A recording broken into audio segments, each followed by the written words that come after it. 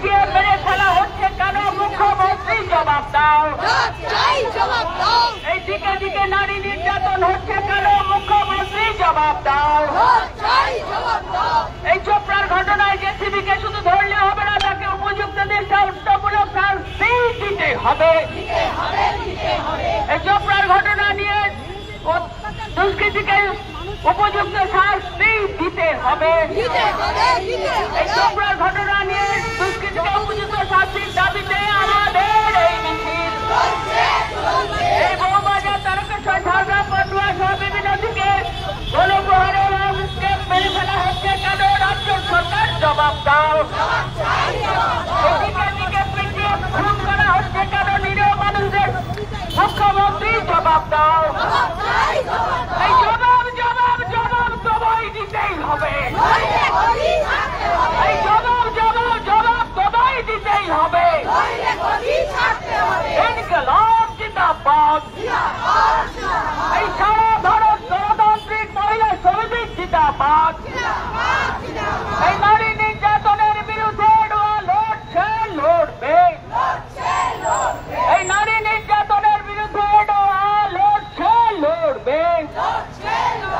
এই দিকে দিকে নিরীহ মানুষদের পিটিয়ে খুন করা হচ্ছে কেন? মুখ্যমন্ত্রী জবাব দাও। এই নারী নির্যাতনের বিরুদ্ধে লড়ছে, লড়বে। এই চোপড়ার ঘটনায় জেসিবিকে শুধু ধরলে হবে না, তাকে উপযুক্ত দৃষ্টান্ত শাস্তি দিতে হবে। এই জেসিবিকে পরে জামিনে ছাড়লে হবে না, আমাদের এই লড়াই সংগ্রাম তার জন্য চলবে। এই এডোয়া নারী নির্যাতনের বিরুদ্ধে অবিরাম আন্দোলন চালিয়ে যাচ্ছে, চালিয়ে যাবে।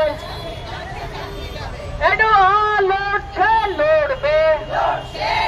এই নারী নির্যাতনের বিরুদ্ধে এডোয়া লড়ছে, লড়বে।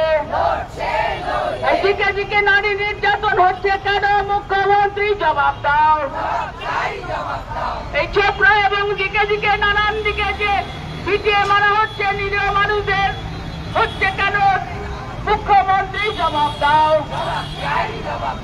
জেসিবিকে আটকে রাখলে শুধু হবে না, তাকে দৃষ্টান্তমূলক শাস্তি দিতে হবে। ইনকিলাব জিন্দাবাদ। সারা ভারত আইন আছে দেশে, আদালত আছে রাজ্যে, তার মধ্যে দিয়ে ঠিক হোক, তারা করুন বিচার।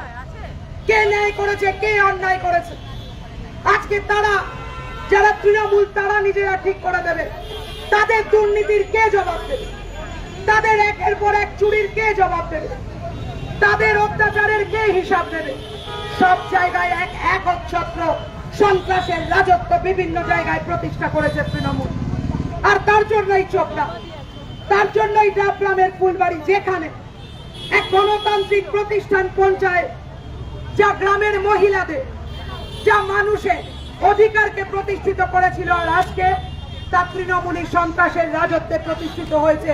আর সেই কারণের জন্য পঞ্চায়েত সদস্যের উপস্থিতিতে ডাবগ্রামের ফুলবাড়ির মহিলাকে আত্মঘাতী হতে হলো, যা মৃত্যু বলে আমরা মনে করি, যা আসলে প্ররোচনা দেয়া বলে আমরা মনে করি।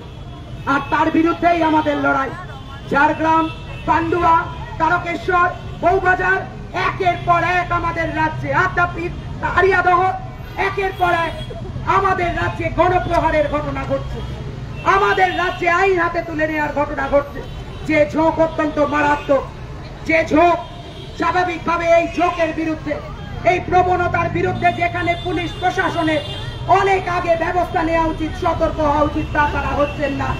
আমরা পুলিশ প্রশাসনকে জানাতে চাই, আমরা তৃণমূলকে বলতে চাই যে আমাদের রাজ্যে মেয়েদের নিরাপত্তা দিতে হবে, আমাদের রাজ্যে মহিলাদের নিরাপত্তা দেয়া, আমাদের রাজ্যের মানুষের নিরাপত্তা দেয়া যে সরকার তাদের কাজ।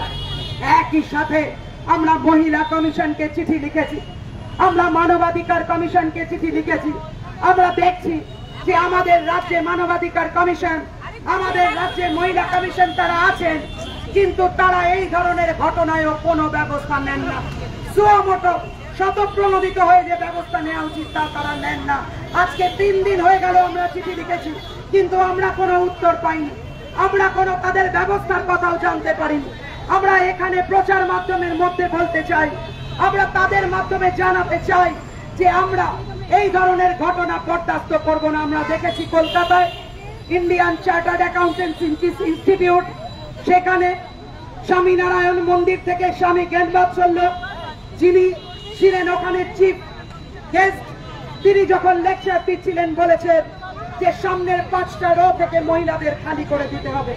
তার মানে কি মহিলাদের অধিকার থাকবে না? মহিলাদের পড়াশোনা করবার, কথা বলবার অধিকার থাকবে না? এই মনোবাদ যে বিজেপি চালিত এনডিএ সরকার যে মনোবাদের দিকে আমাদের দেশকে চালনা করতে চায়, বিজেপি যাকে পরীক্ষাগার করছিল ফেইলিয়ার হয়েছে, ব্যর্থ হয়েছে, মানুষ জবাব দিয়েছেন। কিন্তু সতর্ক আমরা আছি, কারণ সবসময় সতর্ক থাকতে হবে। তারা এদিকেই চালিত করতে চায়, তার বিরুদ্ধেও আমরা কথা বলছি।